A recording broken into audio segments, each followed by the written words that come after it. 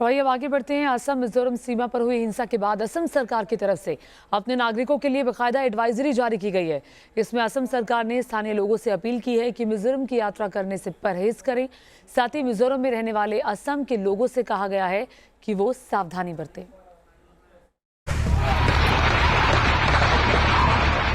26 जुलाई की रात असम मिजोरम सीमा पर झड़प की घटना आपको याद होगी, जब दोनों राज्यों की पुलिस के जवान एक दूसरे से भिड़ गए थे और माहौल तनावपूर्ण हो गया था।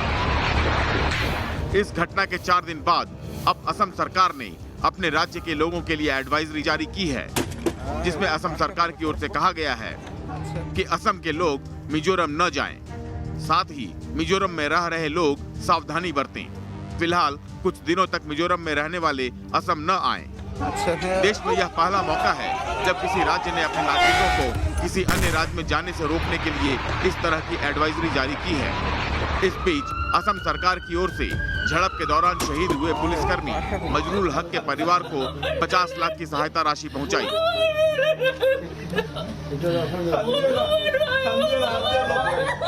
असम सरकार के मंत्री और कछार के डीएम शहीद के परिवार वालों से मिले और चेक उनके परिवार को सौंप दिया।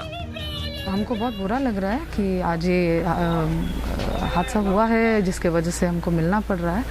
ये अमर रहेंगे हमेशा, ये शहीद जो दिए हैं देश अपने स्टेट के लिए एंड उनके फैमिली के लिए, उनके बच्चों के लिए। हमारी पूरी दुआ, हमारी पूरी आशा कि ये जो बेसिक सपोर्ट है उनको थोड़ा आगे बढ़ने में हेल्प करे।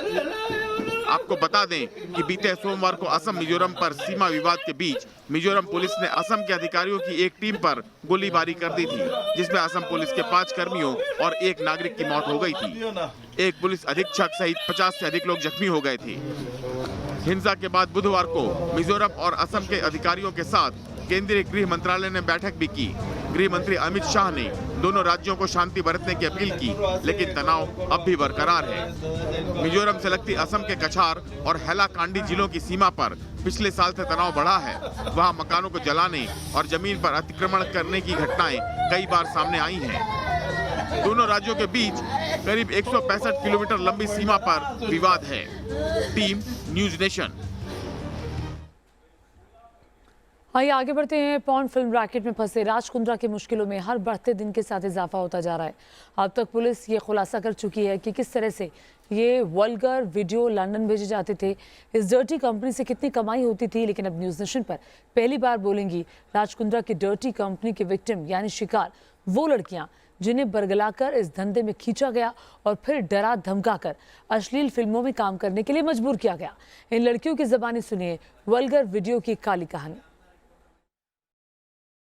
उसी दौरान मतलब उठा के बेड में लेके गए, कुछ भी महसूस नहीं हो रहा था, नॉर्मल। तो अगर ये लिंक शेयर किधर होता है, लीक होता है, तो फिर इसकी जिम्मेदार मैं खुद हूँ और कोई नहीं। मुझे नहीं हो रहा था तो मुझे चिल्ला भी रहे थे कि करो करो।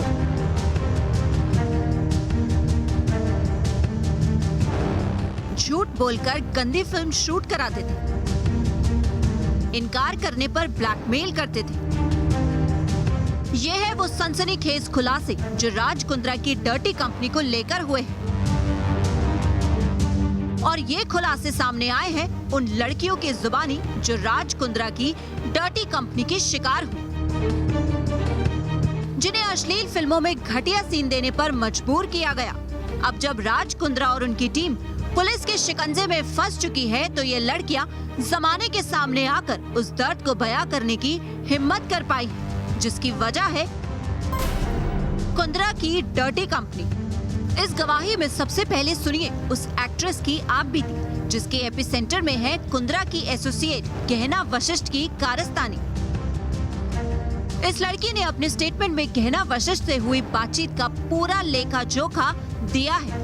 सुनिए और समझिए किस तरह इस लड़की के मुताबिक गहना ने उसे मजबूर किया। ये वेब सीरीज एक राजा रानी और 3 लोगों की कहानी है। तुम्हें रानी का रोल करना है। आकाश नाम का दूसरा एक्टर राजा का रोल करेगा। तुम इस वेब सीरीज में पूरे कपड़े पहनकर अपना रोल करोगे। बंगले के अंदर चलो, वहीं ही पूरी शूटिंग होगी। चलो शूटिंग के लिए तैयार हो जाओ। आपने कहा था कि शूटिंग के दौरान कुछ गलत नहीं होगा। मेरे साथ बदतमीजी की गई, उन हरकतों को भी शूट किया गया। मैं आगे से ऐसा नहीं करूंगी। तुम कपड़े बदलो और आगे की शूटिंग पूरी करो।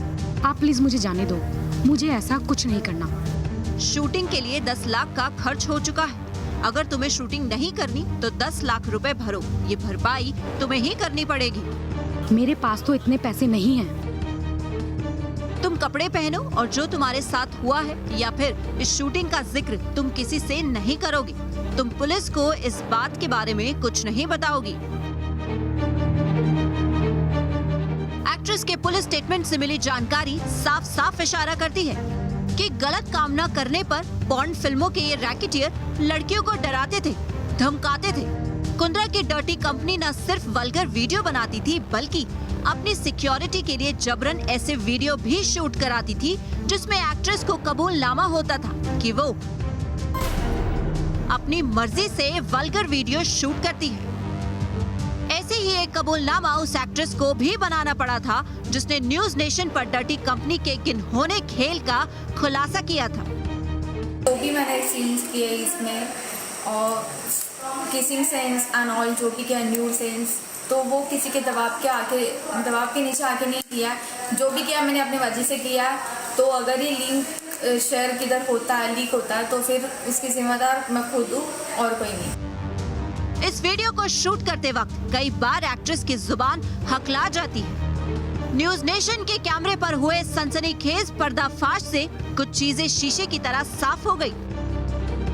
पहली, ये कुंद्रा की डर्टी पिक्चर में हर एक्ट्रेस अपनी मर्जी से न्यूड सीन नहीं देती थी। जो हीरोइन वल्गर सीन शूट करने से मना करती थी उसे डराया धमकाया जाता था।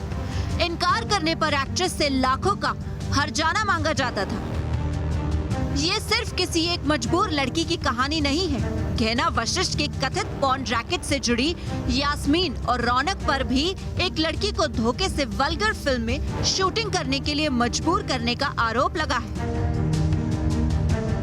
चाय पानी होने के बाद उन्होंने हमें शूट पे लगाया तो मुझे नहीं हो रहा था, तो मुझे चिल्ला भी रहे थे कि करो करो हो जाएगा। और एक लेडीज सिखा रही थी, एक लेडीज बता रही थी। और फिर उसी दौरान मतलब उठा के बेड में लेके गए। बाद में अंदर जाते हैं तो किसिंग सीन होने वाला था। मैंने बोला मुझे नहीं होगा, मुझे नहीं हो जाएगा मैडम, हो जाएगा आपको। बाद में जब मतलब ज़्यादा ओपन सीन मुझे पता चला तो मैं बोली मुझे नहीं होगा, मुझे तो 2-3 जन मुझे चिल्ला रहे थे करो करो होगा। नहीं, कुछ भी नहीं। जब से 8 साढ़े 8 बजे से गई थी तो कुछ भी महसूस नहीं हो रहा था नॉर्मल। मुझे ना हाई बीपी हो गया था, मुझे पता भी नहीं था। जब 12-1 बजे मुझे उल्टियाँ हुई, मुझे हॉस्पिटल लेके जाना पड़ा। बहुत सारे, मुझे 15-20 दिन में हॉस्पिटल में थी। इन दोनों एक्ट्रेस की जुबानी सामने आई। डर्टी कंपनी की इस कहानी का एक एक हिस्सा यही इशारा देता है कि गंदी फिल्मों के जरिए पैसे कमाने का फितूर इन लोगों के दिमाग पर इतना सवार था कि उसके लिए ये किसी भी